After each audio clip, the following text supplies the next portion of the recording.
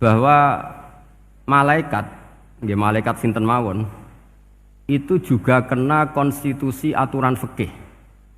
Jadi kalau kita sebagai manusia wajib menghormati orang hafal Quran, nggak boleh nyadui wong hafal Quran, nggak boleh ngidoni wong hafal Quran, maka malaikat juga kena aturan yang sama. Karena dia, malaikat ini termasuk makhluk yang mukallaf, makhluk yang kena tatanan Allah Subhanahu wa taala. Sehingga Rasulullah sallallahu alaihi wasallam dawuh, surat Tabarok disebut Al-Munjiyah, Al-Waqiyah. Surat yang bisa menyelamatkan yang hafal dari siksa kubur. Pokoknya singkat cerita, ada orang itu fasik, mungkin ya layak disiksa. Pas sampai disiksa malaikat, surat Tabarok muncul menjelma sebagai seseorang. Kalau kamu menyiksa orang ini berarti nyiksa saya. Terus kata malaikat, anti min kalamillah, ya rujuknya memang perempuan karena surah itu dari muannas karena ada taknya. Anti min kalamillah, kamu ini termasuk kalamu wah. Wa ana akrahu musa'ataki, tentu aku enggak berani menyiksa kamu. Ya terus berdebat kata malaikat, ini orang enggak benar, ini orang fasik, saya harus mukuli dia. Kata surat Tabarok, sak fasik-fasike aku iku ning atine. Kena nyiksa dekne nyiksa aku. Wahnya debat karena enggak ada mahkamah konstitusi. Terus walhasil malaikat bilang gini, ya sudah kita lapor kepada Allah Subhanahu wa taala. Lapor, akhirnya surat Tabarok ini cerita ke Allah, ya Allah, ini orang setiap kali datang ke saya dari sekian surat-surat yang ada di Quran, orang ini milih saya. Yang dipelajari ya saya, yang dihafalkan juga saya. Ini kata surat Tabarok kepada Allah. Jika orang ini hafal saya tidak ngefek ke dia untuk tidak disiksa, maka mendingan saya tidak termasuk kitabika, saya tidak termasuk Quran saja. Wong jadi Quran ora iso nyafaati. Terus kata Allah, lho kowe kok emosi kata Allah.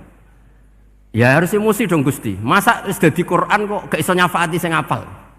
Terus kata Allah, wis pek aman. Makanya terus banyak orang ngapalkan surat Tabarok. Ya ini sekaligus ijazah nih.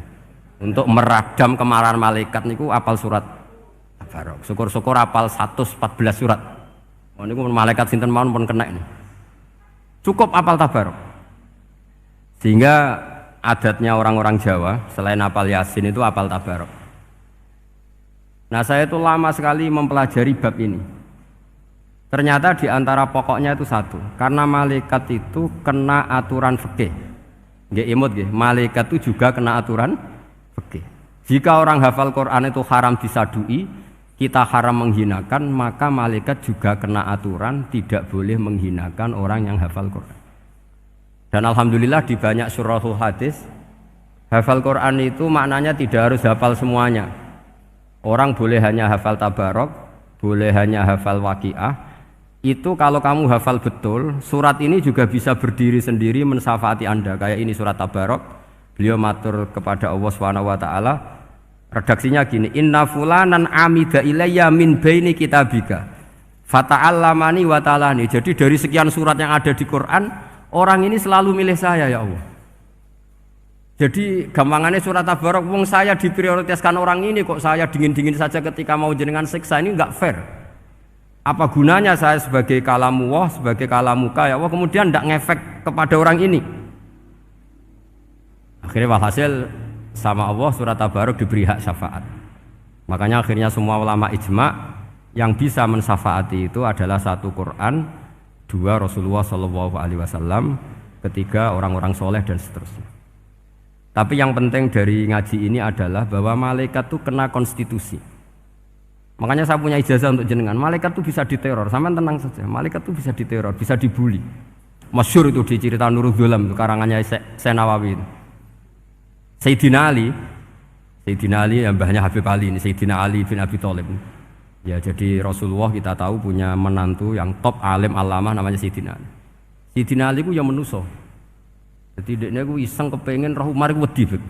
Mergo mangkel. Wong kok ning donya anggere wong tau disentak iku kepengen roh Umar disentak, wong sak urip-uripe nyentak wong.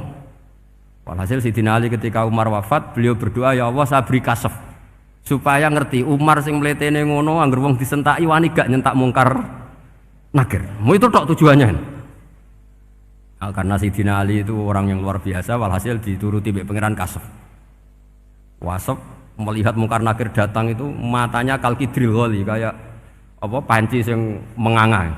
Seru. Umar baru bangun dari kubur. Sayyidina Ali sebenarnya ingin melihat kalahnya Umar sebetulnya. Niatnya itu ingin melihat kalahnya Umar.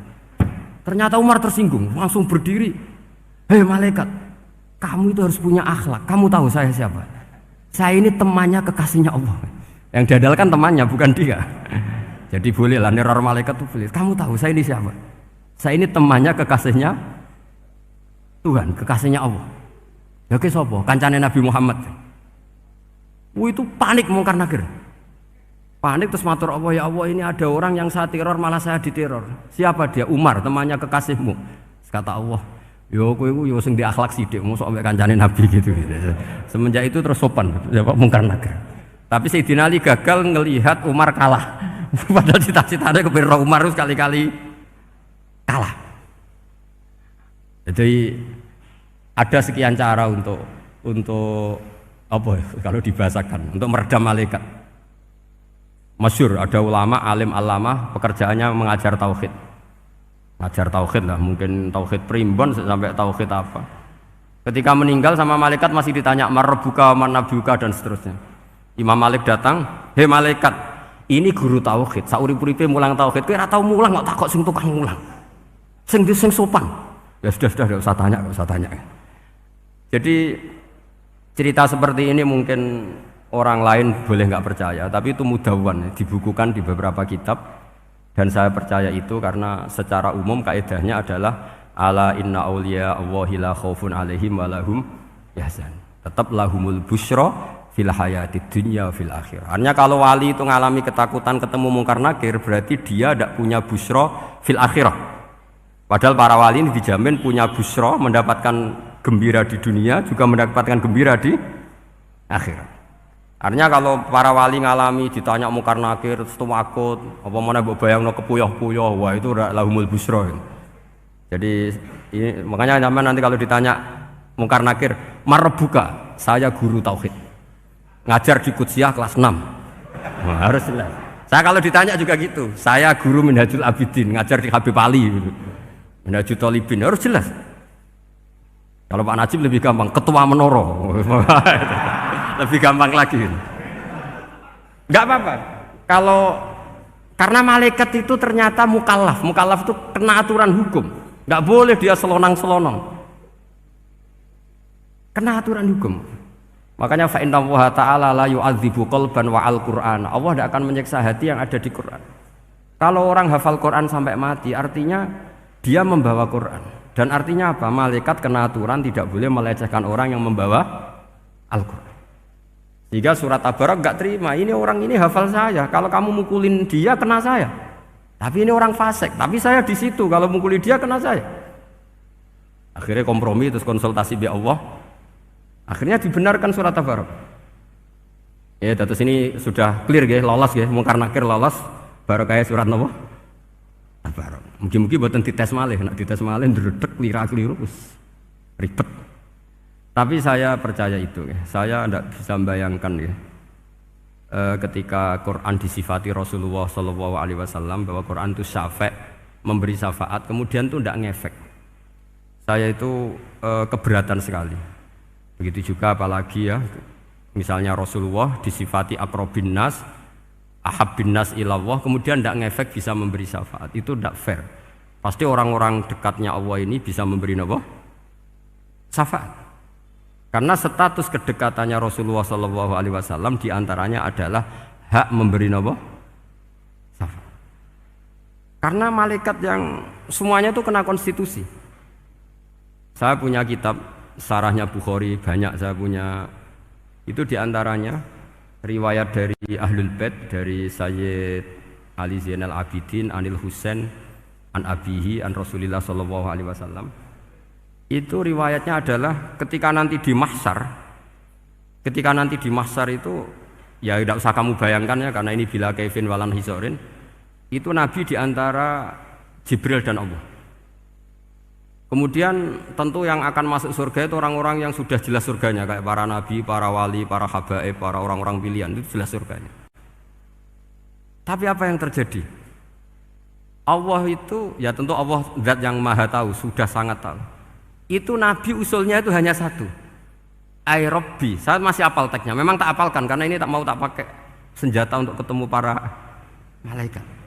Bukan ya Rabbi, kalimatnya ai Rabbi. Ai Rabbi ibaduka abaduka fi atrofil ardi. Lho Gusti, yang nyembah jenengan bukan hanya orang Kudus tok, bukan orang Menara tok, bukan madrasah-madrasah elit tok, bukan sekolah-sekolah Anggulun tok. Banyak orang yang di tengah hutan juga nyembah jenengan, banyak orang yang kerja di Korea juga nyembah jenengan, banyak orang dengan segala kemiskinannya juga nyembah jenengan. Tidak hanya orang-orang mainstream ini yang nyembah jenengan.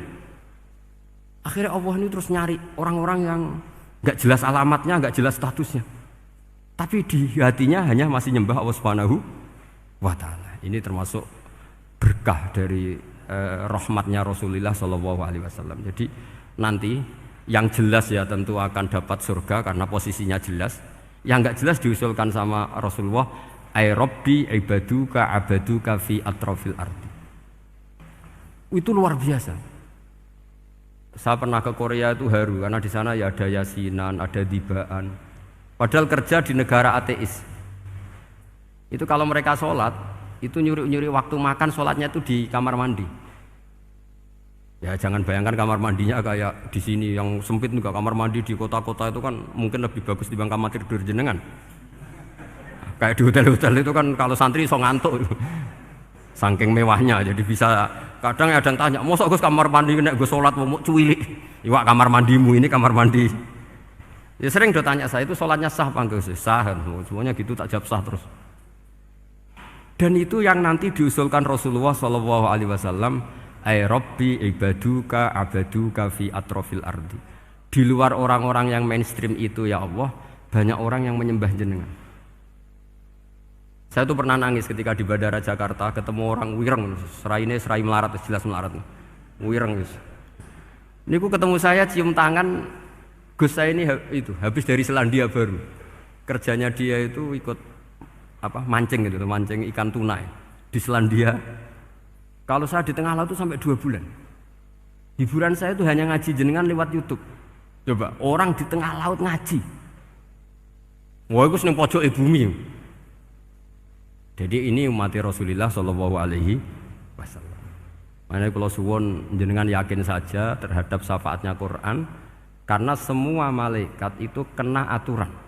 Di antara aturannya adalah tidak boleh menyiksa orang yang di hatinya ada Al-Quran. Fa inna Allaha ta'ala la yu'adzibu qalban wa al-Qur'ana. Karena Allah tidak akan menyiksa hati yang ada di Quran, yang ada Qurannya.